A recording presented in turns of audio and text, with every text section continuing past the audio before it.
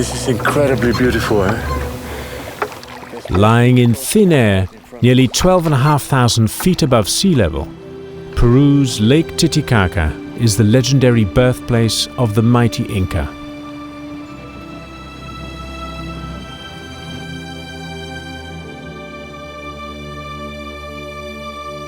Here on the lake's majestic shores, photographer Dos Winkel goes in search of both its ancient culture and the unique wildlife that has found ways to thrive in its ice-cold, oxygen-starved waters.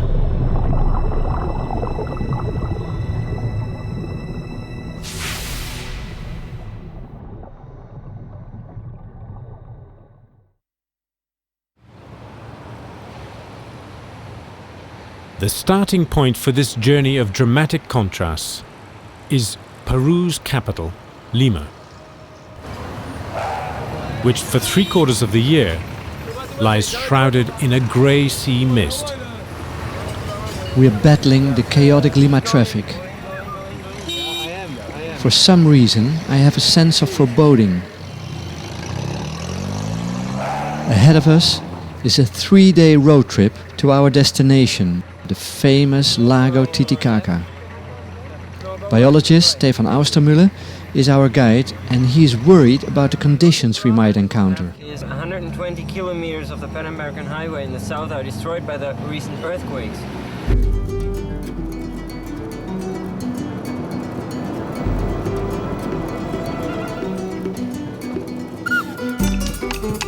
Taking leave of the coast, Dos and Stefan turn inland, beginning the climb of nearly 12,500 feet to the shores of the majestic Lake Titicaca.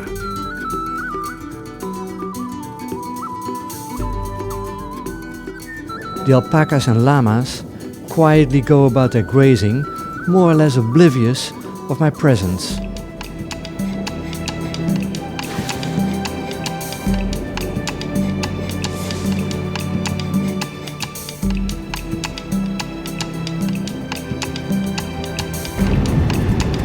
Three hours out, and the first signs of damage from the recent earthquake becomes apparent.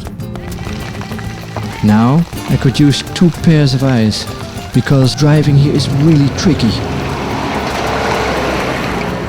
Peru is a country where the forces of nature often dominate.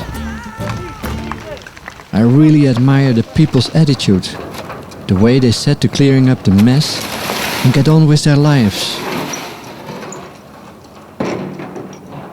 Arequipa is one of the cities hardest hit by this latest earthquake.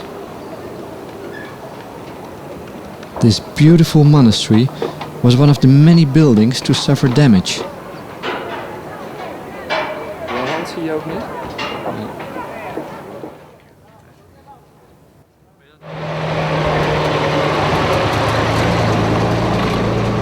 Although dust is one of the main enemies of camera equipment, I have to get out of the car to take some shots of these beautiful cactus flowers.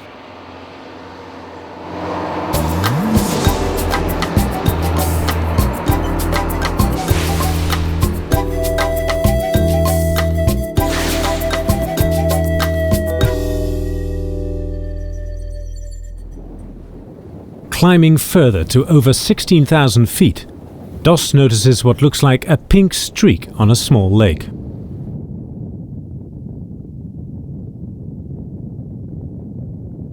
And as we approached, in the biting wind and near freezing temperature, it becomes clear that this is a huge flock of flamingos.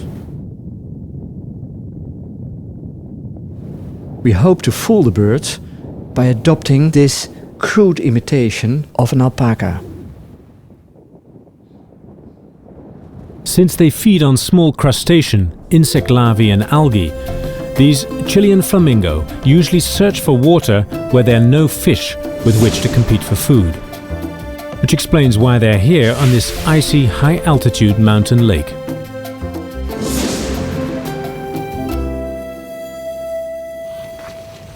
The combination of fast-driving heavy trucks and this damaged 2-lane road result in many casualties.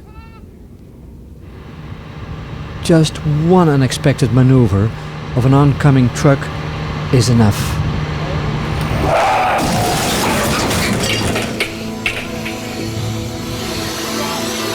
Within minutes, drivers had stopped to help us.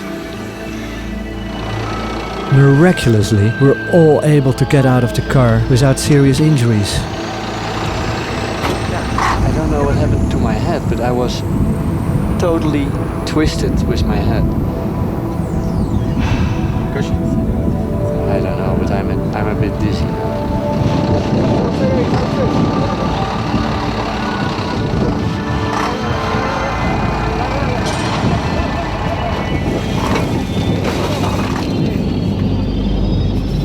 I'll tell you, boy, we have been so lucky. Come and look with me on the other side of the road. This is the other side of the road. Look down there. That would have been our total end.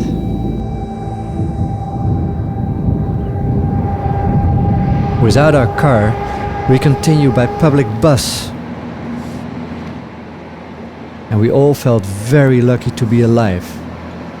A feeling that's only reinforced by the driver's habit of repeatedly kissing a crucifix. I'm happy to find out that my camera equipment is still working very well. And I'm really in trouble now, because we see so many beautiful things, but we can't stop.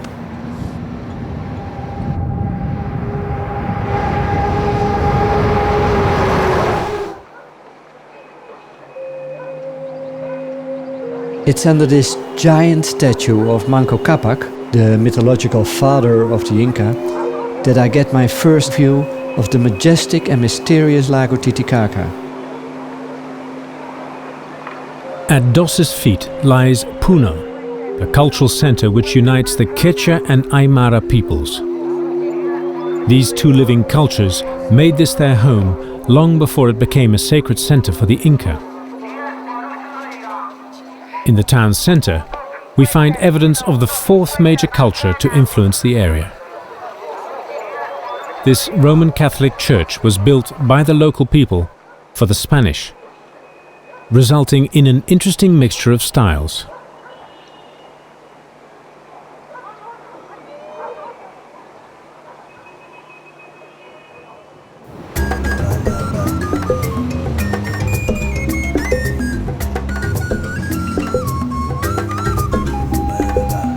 Lake Titicaca's biggest tourist attraction are the floating islands of Los Yuros. Here the houses and boats, and even the islands themselves, are constructed from tortora reeds, which grow abundantly in the shallows of the lake.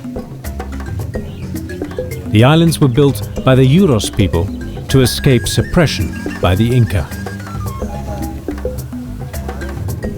But in order to find what we came here for, the sacred Titicaca frog, we need to find a more remote shore away from the bustle of tourism.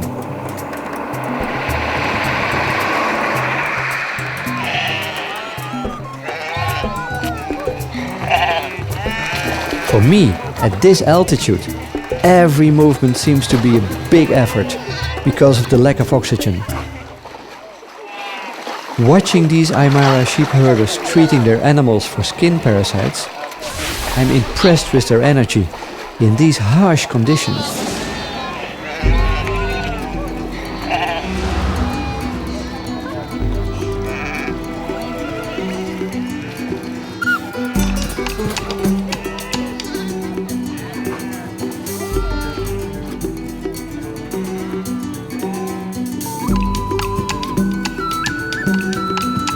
We arrive in Yanchong, where we meet Valentin and his wife. We're invited to stay with these friendly Quechua folk. Although more than ready to help, our new hosts are astonished by the amount of gear we brought. The dive gear in particular made them laugh. Where can we buy or borrow some oxygen?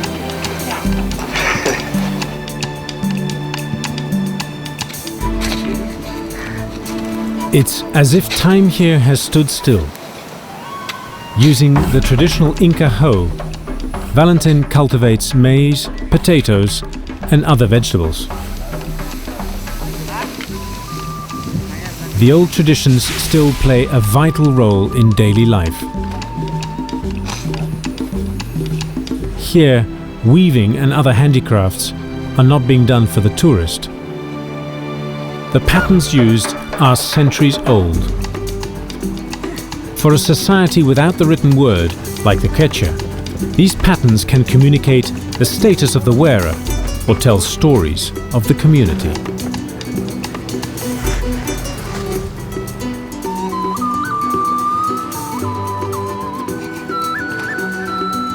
At dinner that night, we ask Valentin what he knows about the frogs that live in the lake. He tells us that they're used as medicine, mainly for a range of mental problems.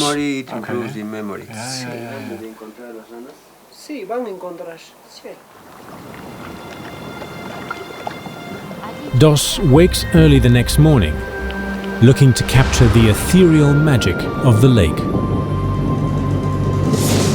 Over 150 miles long, and with a surface covering more than 3,000 square miles, Titicaca is in fact the remains of two giant inland seas that once covered this Andean altiplano at the end of the last ice age.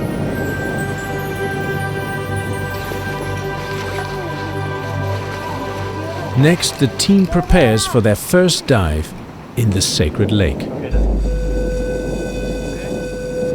Sacred because the Indian legend says that the sun god's children emerged from these ice-cold waters to found the Inca Empire. Later, when the Spanish came, it's said the lake became a secret hiding place for their gold. Before entering the water, Hendrik, my dive buddy and cameraman, and me have to chew coca leaves. Valentin insists that the gods be appeased. Then we make an offering to the water, the earth and our dive equipment.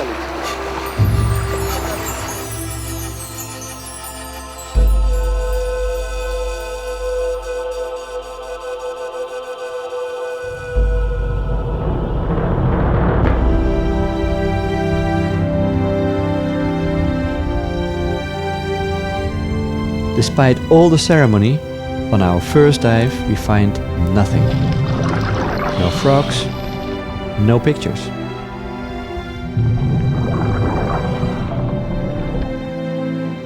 Valentin is concerned.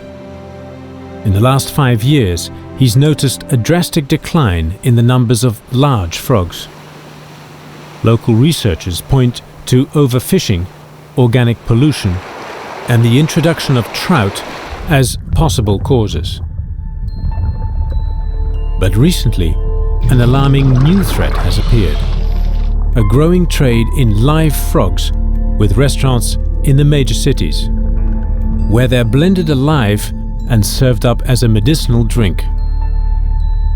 Eventually, we find some small frogs with slightly different colors, markings and texture.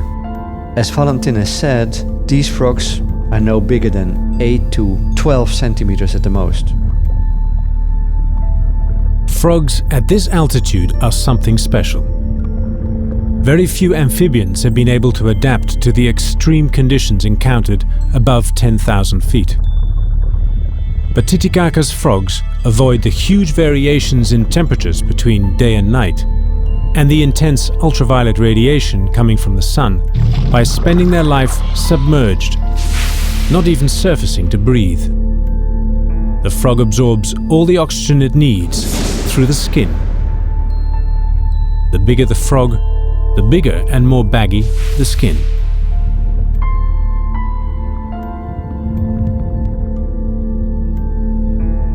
Small native fish known as ispi make up a large part of their diet. But they're not that fussy, also eating snails, worms and small crustacea.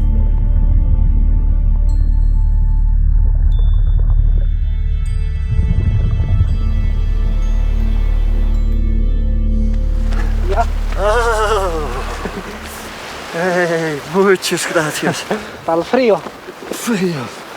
Muy frío. But,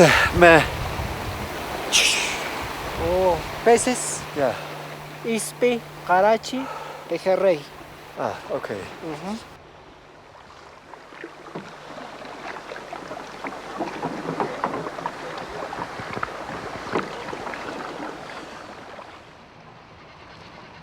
Now that Dos has seen his first La frog, rana es un animalito Valentin wants muy to sagrado. explain to him more about how the locals view its special powers.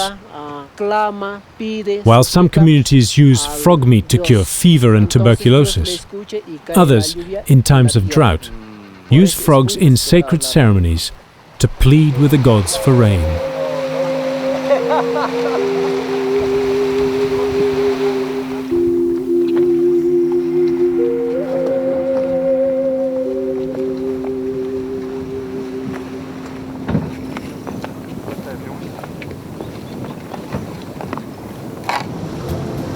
Determined to find bigger frogs, Dos and Stefan decide to make a journey across the lake to the northern shore, to the small island of Swazi.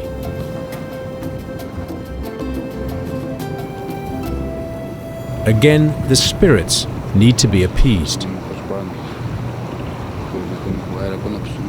but they don't appear to be cooperating. First, they lose their way, and then the engine gives up.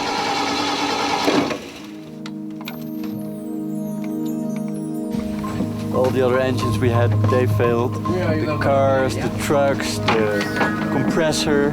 Now we have a ship engine. It's great.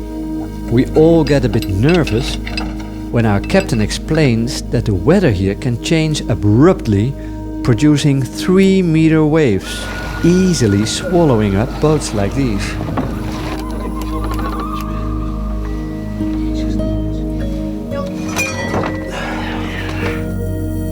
Looking to make the most of this misfortune, Dos and Stefan decide to make a dive here and explore the reed beds.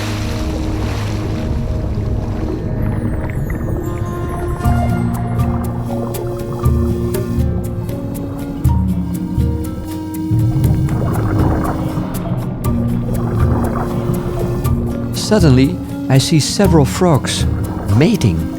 This is really great for my pictures.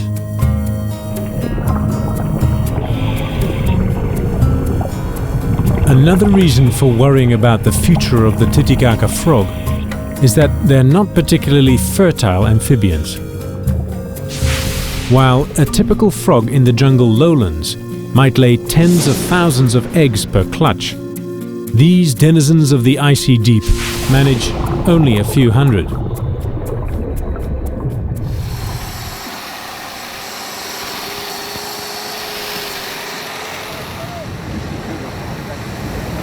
Finally, after more uncertainty, we meet a small boat that confirms we are heading in the right direction. And after a 6-hour trip across the lake, we reach Swazi.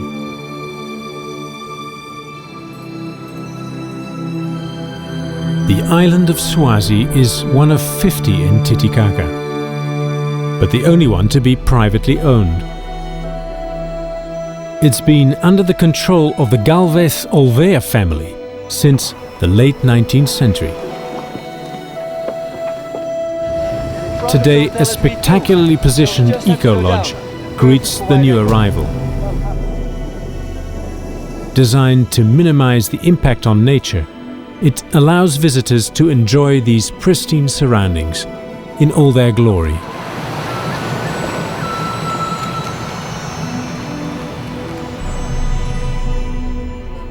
The day-to-day management of the island is in the hands of granddaughter Consuela, who's proud to show off her domain.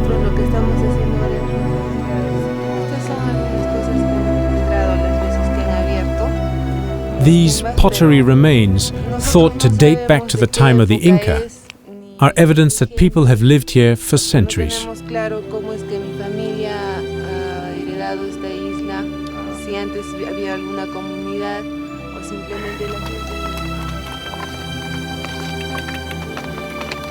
Consuela tells me of the plans she has for the island. Her dream is to return the whole thing to its natural state, so she wants to get rid of all the introduced plants and introduce plants and animals that originally lived here. Now, she already has lots of endemic plants. More than 20 alpacas and 4 vicuñas. Vicuñas are very shy creatures and close to extinction in the wild.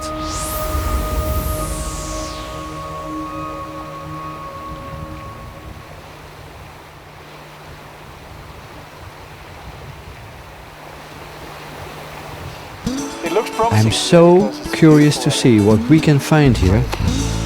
Well, good luck. The greener the cleaner.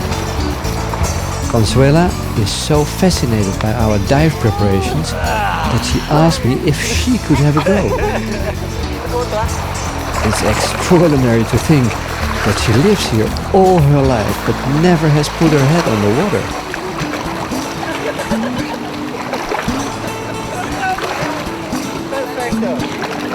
Then it's our turn.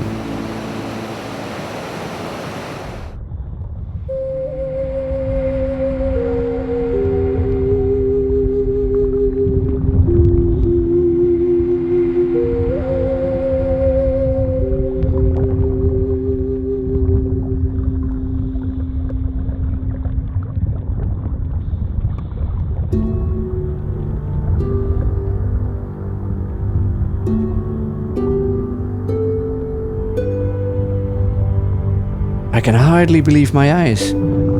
This looks like a prehistoric monster. He's wearing a skin that looks 3 sizes too big. This is the frog we're looking for.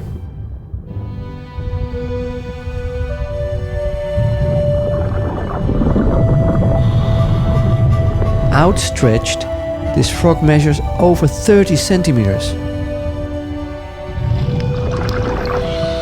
Although he never sees people, he's not afraid at all. On the contrary, he obviously enjoys being filmed.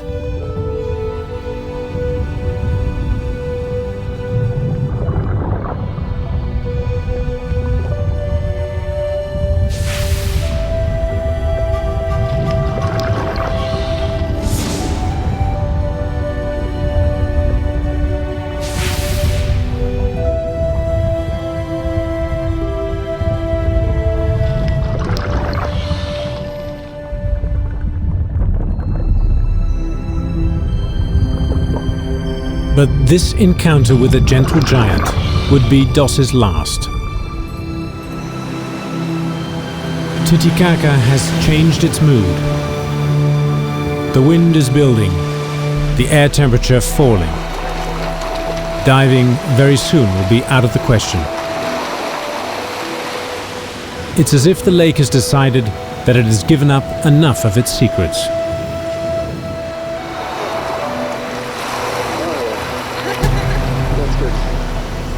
Calor, gracias. El café, ¿no?